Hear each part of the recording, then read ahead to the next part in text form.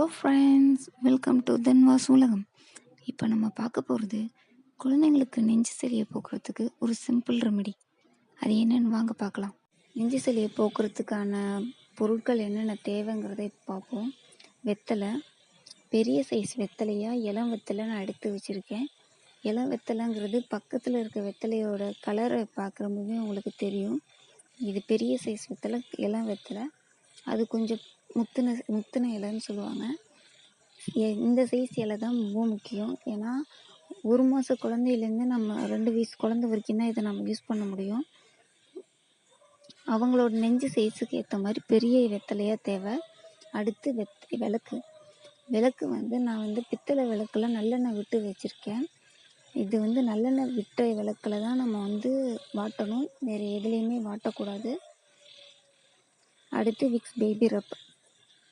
நான் என் குழந்தைக்கு Vicks baby ரப் தான் யூஸ் பண்ணுறேன். நல்லெண்ணெய், விளக்கெண்ணெய் இது மாதிரி சிலர் யூஸ் பண்ணுவாங்க. என் குழந்தைக்கு அது செட் ஆகலை, கொஞ்சம் அலர்ஜி மாதிரி ஆச்சு. அதனால் நான் விக்ஸ் பேபி ரப் யூஸ் பண்ணுறேன். இந்த வெத்தலை ஃபுல்லாக நான் விக்ஸ் அப்ளை பண்ணிட்டேன். உங்களுக்கு பார்த்தா தெரியுதுன்னு நினைக்கிறேன். நான் இன்னொரு தடவை அப்ளை பண்ணி காமிக்கிறேன். விக்ஸ் ஃபுல்லாக அப்ளை பண்ணணும். குழந்தையோட நெஞ்சில் வைக்கும்போது ஃபுல்லாக நெஞ்சில் ஒட்டிடணும்.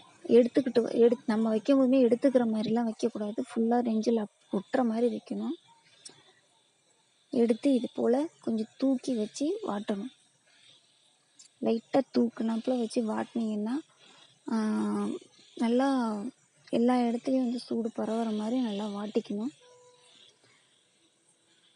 குழந்தைகளுக்கு தேவைப்படுற வெத்தலை யூஸ் பண்ணுற மாதிரி 2-3 ரெமெடி நான் சொல்கிறேன்.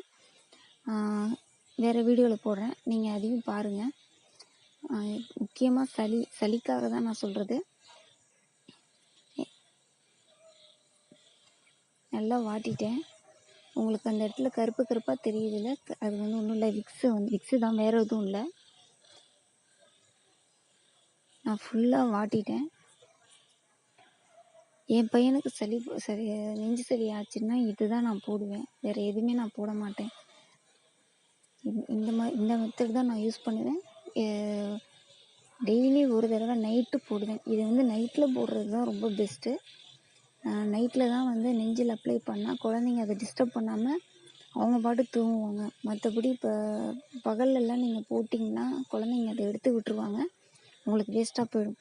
இதை நீங்கள் நெஞ்சில் போட்டுட்டு காலையில் பார்த்தீங்கன்னா வெத்தலை வாங்கி 1 வாரம் ஆனால் எப்படி காஞ்சிருக்குமோ அந்த மாதிரி நல்லா காஞ்சிருக்கும்.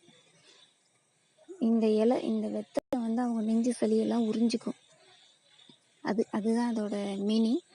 நல்லா எல்லாத்தையும் நம்ம உடம்பு அதுவே ஒன்றா கொஞ்சம் கொஞ்சமாக எடுத்துக்கிட்டு, எக்ஸாம்பிள் சொன்னால் நீங்கள் மருதாணி போடுவீங்களா, மருதாணி காலையில் காஞ்சோடனே எப்படி எடுத்துக்கிட்டு வருது அந்த மாதிரி எடுத்துக்கிட்டு வரும். ஃபார் எக்ஸாம்பிள் தான் சொன்னேன். நான் கொஞ்ச நேரத்தில் இது எப்படி போடுறதுன்னு நான் என் கையில் போட்டு காமிக்கிறேன். நல்லா ஃபுல்லாக நான் வாட்டிக்கிட்டேன். இந்த இதோட கலர் எல்லாமே நல்லா சேஞ்ச் ஆகிடுச்சு.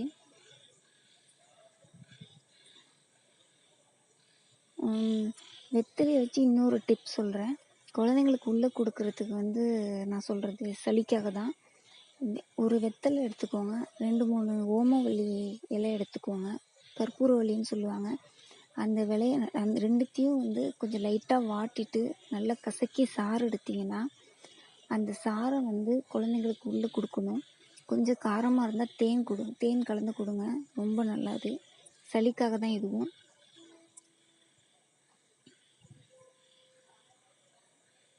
இப்போ நீங்கள் பார்க்குறீங்களா, இது போல் தான் குழந்தைங்களுக்கு போட்டு விடணும். குழந்தைங்களோட நெஞ்சு குழியில் வச்சு விரித்து போட்டு விடணும். முக்கியமான விஷயம், வெதுவெதுப்பான சூடாக தான் இருக்கணும். சூடு அதிகமாக இருந்துச்சுன்னா குழந்தைங்க நெஞ்சு ஒரு மாதிரி பொறி ஆகிடும். அது கவனமாக இருங்க, அது கவனமாக பார்த்து போடுங்க. இந்த ரெமெடியை நீங்கள் யூஸ் பண்ணுங்கள், கண்டிப்பாக நெஞ்சு சளி சரியாயிடும். அவ்வளோதாங்க. இந்த வீடியோ உங்களுக்கு பிடிச்சிருந்துச்சுன்னா லைக் பண்ணுங்கள், ஷேர் பண்ணுங்கள், சப்ஸ்கிரைப் பண்ணுங்கள். மறக்காமல் சப்ஸ்கிரைப் பக்கத்தில் இருக்கிற பெல் பட்டனை ப்ரெஸ் பண்ணுங்கள். அப்போ தான் நான் புதுசாக போடுற வீடியோஸோட அப்டேட்ஸ் உங்களுக்கு கிடைக்கும். தேங்க்யூ.